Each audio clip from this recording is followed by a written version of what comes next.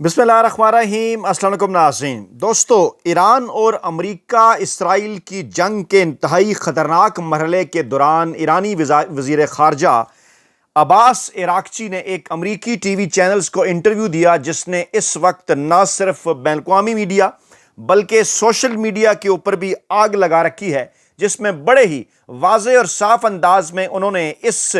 प्रोपेगेंडे की तरदीद कर दी जो कि अमेरिकी मीडिया की जानिब से किया जा रहा था कि ईरान ने सीज़ फायर का कहा है या ईरान ने मुज़ाकरात का कहा है अमेरिका या इसराइल को। ईरानी वज़ीर ख़ारजा ने कहा, हम बिल्कुल भी मुज़ाकरात के अंदर कोई दिलचस्पी नहीं रखते, जंग जारी रखेंगे, अमेरिका की ज़मीनी फ़ौज का इंतज़ार कर रहे हैं। एंकर ने दोबारा पूछा, बड़े हैरान होकर, आप क्या बात कर रहे हैं? जिस पर उन्होंने कहा कि जी हाँ, बिल्कुल हम अमेरिका की ज़मीनी फ़ौज का इंतज़ार कर रहे हैं। इसके साथ साथ दूसरा अहम तरीन नुक्ता, क्या रूस और चीन बाकायदा तौर पर ईरान की मदद कर रहे हैं? इस हवाले से भी दिया जाने वाला जवाब अमेरिका को और टीवी चैनल के एंकर को बुखला देने के लिए काफ़ी था। उनकी हालत देखने वाली थी। कहा यह जा रहा है कि जंग अपने अगले मरहले में दाखिल हो चुकी है, क्योंकि कहा यह जा रहा था अमेरिकी मीडिया को डोनाल्ड ट्रंप इंतज़ामिया की जानिब से यह बताया गया था ब्रीफिंग देते हुए कि 3 दिनों के अंदर वो ये जंग ख़त्म कर देंगे और चौथे दिन ईरान में रजीम चेंज ऑपरेशन मुकम्मल हो जाएगा, ईरानी अवाम सड़कों पर निकल आएगी और वहाँ पर आयतुल्लाह ख़ामनई के ख़िलाफ़ जो है वो उनकी शहादत के बाद वहाँ पर ऐसे लोग बरसरे इक़्तिदार आ जाएंगे जिन्हें प्रॉक्सी करार दिया जाएगा ईरान और इसराइल का। लेकिन ऐसा नहीं हो सका। ईरानी अवाम लाखों की तादाद में निकले ज़रूर सड़कों पर, लेकिन ना सिर्फ आयतुल्लाह अली ख़ामनई के हक़ में बल्कि उस निज़ाम के हक़ में भी जो इस वक्त ईरान में गुज़श्ता तकरीबन 50 बरसों के करीब से चल रहा है, कोई 45-50 बरसों से, और अमेरिका ये रजीम जो है वो चेंज करना चाहता है। बड़ा ही इम्पॉर्टेंट इंटरव्यू ईरानी वज़ीर ख़ारजा अब्बास अराग़ची ने अमेरिकी टीवी को जब ये इंटरव्यू दिया, उनका जो कॉन्फिडेंस था वो बला का था, वो बड़े पुरएतमाद नजर आए। उन्होंने कहा कि हम अमेरिका की ज़मीनी फ़ौज के हमले का सामना करने के लिए तैयार हैं और ये अमेरिका के लिए तबाहकुन साबित होगा। हमने किसी से जंग बंदी का किसी किस्म का कोई मुतालबा नहीं किया है। एंकर ने यह बात उनसे दोबारा पूछी कि क्या आपको अमेरिका की ज़मीनी अफवाज का कोई खौफ नहीं है, जिस पर ईरानी वज़ीर ख़ारजा अब्बास अराग़ची ने कहा कि नहीं, हमें अमेरिका की ज़मीनी फ़ौज का कोई खौफ नहीं है, बल्कि हम उनका इंतज़ार कर रहे हैं, हम पुरएतमाद हैं, हम उनका मुकाबला कर सकते हैं। ये अमेरिका के लिए बहुत तबाहकुन होगा। अमेरिका के साथ किसी भी किस्म के मुज़ाकरात को मुस्तरद करते हैं और इसके साथ साथ इस किस्म की ख़बरें भी गर्दिश में हैं। कहा यह जा रहा है कि रूस के पास जो है वो ईरान के पास इस वक्त जो मौजूद अफजुदा यूरेनियम है उसमें उससे 11 एटम बम बन सकते हैं। स्टीव टेकोफ जो कि अमेरिका के एलची हैं, उनकी जानिब से इस बात का दावा किया गया है और इस वक्त खलीजी रियासतों में और इस वक्त दीगर अमेरिका के इत्तेहादी ममालिक के अंदर जो सूरत हाल है वो जनाब आपके सामने है। कहा यह जा रहा है कि ट्रंप ने जब यूरोप से मदद मांगी, यूरोप की जानिब से उस किस्म के रवैये का इजहार नहीं किया गया। माजी में जो इराक वार के दौरान किया गया या दीगर मामलात के दौरान किया गया, अफ़गानिस्तान के अंदर जब इत्तेहादी अफवाज ने हमला किया था, इस वक्त कहा यह जा रहा है कि ट्रंप ने यूरोप से मदद मांग ली है। बुरी तरह से ट्रंप फंस चुके हैं। रूस और चीन की बाकायदा तौर पर इन मामलात के अंदर एंट्री हो चुकी है। और जब पूछा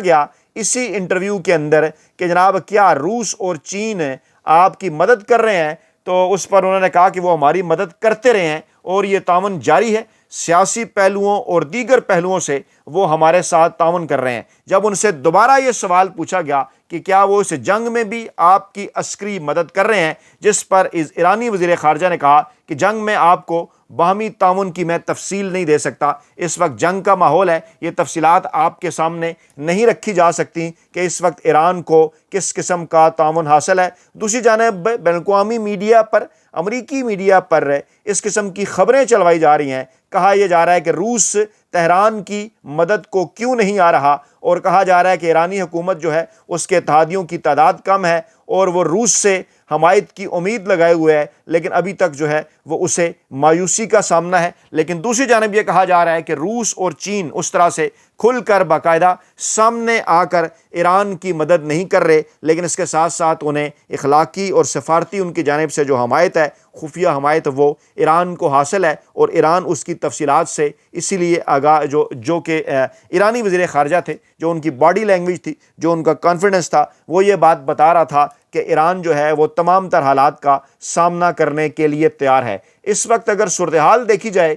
تو جناب معاملہ کچھ یوں ہے، جنگ سے اگر جو متعلقہ خبریں ہیں وہ اگر دیکھی جائیں تو کہا یہ جا رہا ہے کہ ایران کے مشرق وسطیٰ پر جو امریکی اہداف پر جو جوابی حملے ہیں، اور اس حوالے سے جو کچھ خلیجی ریاستوں کا رد عمل ہے، وہ یہ بتانے کے لیے کافی ہے کہ خلیجی ریاستیں اس وقت اس نتیجے پر پہنچ چکی ہیں کہ نیتن یاہو صاحب نے، ڈونلڈ ٹرمپ صاحب نے انہیں پھنسا دیا ہے، اور اب وہ کوشش کر رہے ہیں خلیجی ممالک کے کسی نہ کسی طریقے سے اس جنگ میں سے جو ہے وہ نکلا جائے۔ کچھ اور خبریں اگر میں آپ کے سامنے رکھوں تو نیتن یاہو کے فیصلوں کی وجہ سے امریکی مارے جا رہے ہیں۔ امریکی مبصر ٹکر کارلسن کی اسرائیلی وزیراعظم پر تنقید۔ جی ہاں، انہوں نے امریکہ پر زور دیا ہے کہ وہ نیتن یاہو کو اپنے کنٹرول میں لیں۔ انہوں نے اپنی تازہ ترین پوڈ کاسٹ میں یہ کہا ہے کہ معذرت کے ساتھ، لیکن یہ یہود مخالفت نہیں، وہ ایک ایسے سربراہ مملکت ہے جن کے فیصلوں کی وجہ سے امریکی مارے جا رہے ہیں اور دنیا کی تاریخ اور قسمت بلکہ امریکہ کے مستقبل کو بھی متاثر کر رہے ہیں۔ اور فاکس نیوز کے سابق میزبان نے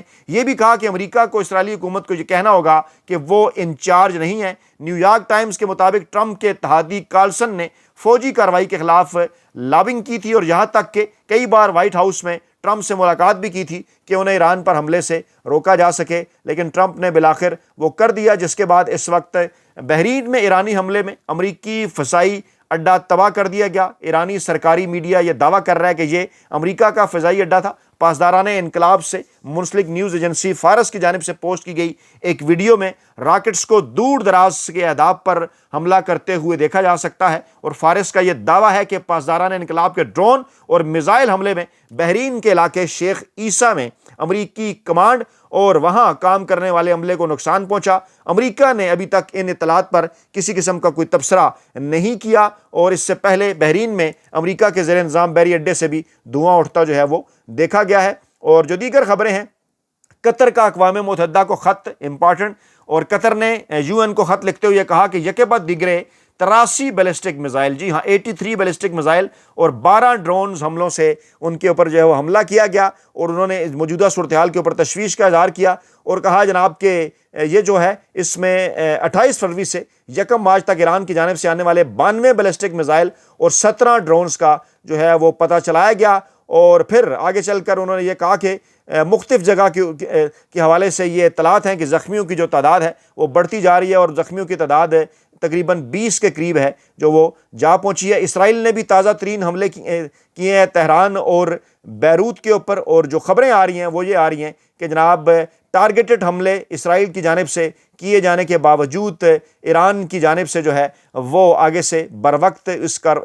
ان تمام تر کارروائیوں کا جو ہے وہ جواب دیا جا رہا ہے۔ 5ویں دن کی جو اطلاعات ہیں وہ یہ بتاتی ہیں کہ وہ جنگ جسے 3 دن کے اندر ختم کرنے کا جو ہے وہ دعویٰ کیا تھا امریکی صدر ڈونلڈ ٹرمپ نے، وہ جنگ اب ختم ہوتی دکھائی نہیں دے رہی۔ اور خاص طور پر اس وقت بین الاقوامی میڈیا، امریکی میڈیا، یورپی میڈیا اس حوالے سے ایک ڈفرنٹ اینگل پوری دنیا کے عوام کے سامنے رکھ رہا ہے ڈونلڈ ٹرمپ صاحب کی پالیسیوں کے حوالے سے، کیونکہ پہلے ماضی میں جب ہم نے دیکھا کہ عراق کے اوپر جب حملہ کیا گیا جو ہے وہ 90 کی دہائی میں، 90 کے آغاز میں، اور پھر 2000 کے آس پاس جب افغانستان کے اوپر حملہ کیا گیا، اس وقت اتحادی جو ہے، جو یورپین ممالک ہیں، جو نیٹو ہیں، کھل کر ڈونلڈ ٹرمپ کے